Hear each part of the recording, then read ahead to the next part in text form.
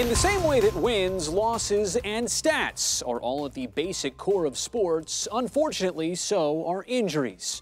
It seems that half the battle in competition is just staying healthy.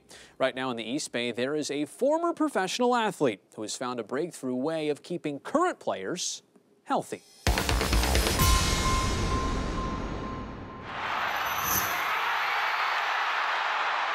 For decades, injured athletes have been using the same four-step technique to recover: rest, ice, compression, and elevation. But now U.S. Olympian and Stanley Cup champion Bret Hedican is spreading the word on something relatively new: ARP wave technology.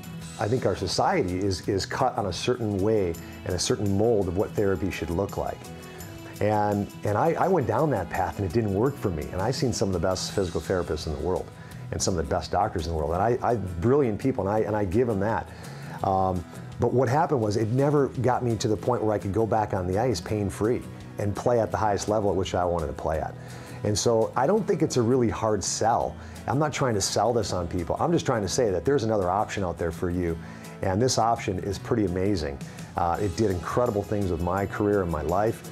And now I'm just passionate about it.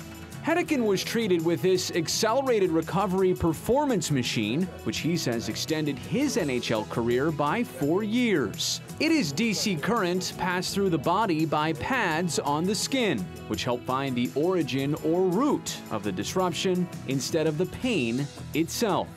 Really, you got to get your muscles turned back on to start absorbing forces that you're doing. Just everyday walking is an absorption of force. And so if your body can't even absorb the force of walking, that pain goes into your spine.